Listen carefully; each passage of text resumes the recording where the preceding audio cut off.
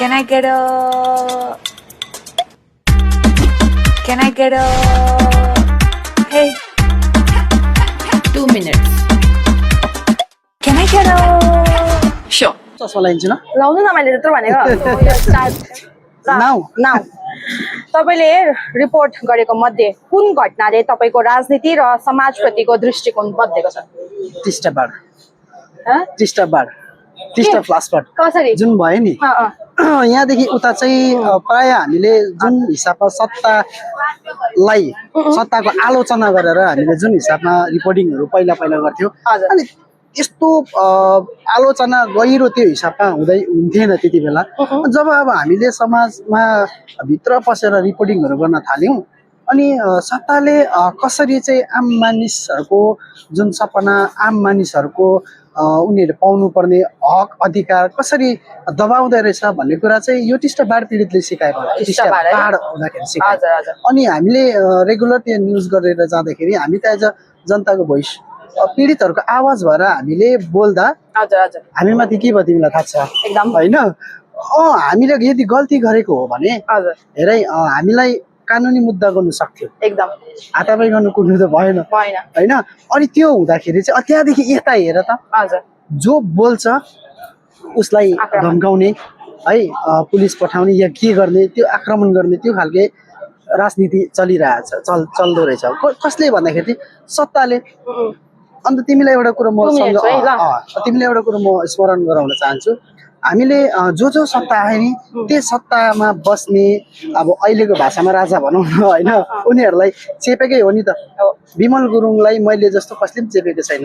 Electric बिलको बारेमा सोध्ने त्यत्रो ठुलो आँट गरेर कसैले पनि गरेन। दार्जिलिङ गएर सोध्ने म मात्रै हो। विनय तामाङलाई चेप्यौँ हामीले, त्यसरी अनित थापालाई पनि हामीले आलोचना गरेको हो नि त, चेपेको हो नि त उसलाई। जुन कुरोमा ऊ कमी भइरहेको छ त्यो हामीले उसलाई चेपेको नि त। चेप्दाखेरि के भयो हामीले उनीहरूको विरोध गरे। कसको विरोध गरे भने विरोध कसको? सत्ताको विरोध। हामी त आलोचना गरिरहेछौँ, विरोधको नजरले किन हेर्नु? आलोचनालाई विरोधको नजरले हेर्ने कुरा आएन। Okay, moving forward, next question. के तपाईँ कहिले राजनैतिक वा सामाजिक दबावमा परेर खबर नछाप्नु पर्ने या नदेखाउनु पर्ने सिचुएसन आएको छ? उहिले हुन्थ्यो। मैले अघि स्टार्टिङदेखि गरेँ नि भाइ, यो समाचार नगर्दैन हामीलाई यस्तो हुन्छ। कुनै के सोसाइटीको मेनली पोलिटिकल पार्टी सत्ताहरू भन्दाखेरि चाहिँ सोसाइटीकोहरू क्या न्युज गरेर आइसक्यौँ। ल अब यो समाचार आयो भने सोसाइटीमै व्यक्तिहरूले क्या पर्सनहरूले हामीले यो समाचार भन्यो भने ल मलाई पो नराम्रो हुन्छ होला, प्लिज नगरिदिउँ ल, त्यो खालको सोसाइटीबाट आउँथ्यो क्या। अनि मैले हेर्थेँ अब हाम्रो काम कसैलाई नराम्रो बनाउनु होइन नि त, ठिकै छ। सोसाइटीको व्यक्ति उसको छवि बिग्रिँदैछ भने मैले यो समाचार गर्दाखेरि ठिकै छ, चाहिँ नगरौँ। तर सत्ता र पोलिटिकल पार्टिजको विभिन्न यस्तो आएकै हो, तर हामीले कहिले पनि त्यो चाहिँ गरिनौँ। नगर्ने हुँदा नै हामीलाई अब त्यो विरोधी नजरले हेर्छ। Okay, moving forward to the यो के भन्छ rapid fire, right? Okay, so the first rapid fire question of yours is भ्रष्टाचार कि बेरोजगारी, कुन समस्या गम्भीर लाग्छ तपाईलाई? अब दुईटै गाह्रो हो नि है, दुईटै गाह्रो। You have to choose one. It's a rapid fire. भ्रष्टाचारै भन्छु म है। ओके, साँचो परिवर्तन सडकमा हुन्छ कि संसदमा? सडक हो। सडक है। एक शब्दमा पहाडे राजनीति। अहिले चलिरहेको एउटै वर्ड छ, लम्पसरवाद क्या। हजुर त्यही चलिरहेछ।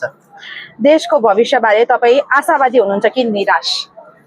भविष्यमा त मसित जुन सम्बन्ध हो भने अब आशावादी छु होइन। अब तर जुन हिसाबले सोसाइटी चलिरहेछ, तर रिपिट भएर यो लामो भयो, जुन हिसाबमा चलिरहेछ यो चलिरहेछ त्यो निराशै हो। Okay, that's 2 minute. Thank you so much Umesh da मेरो समय दिनुको लागि। Thank you. So see you. ल बाई, थ्याङ्क यू।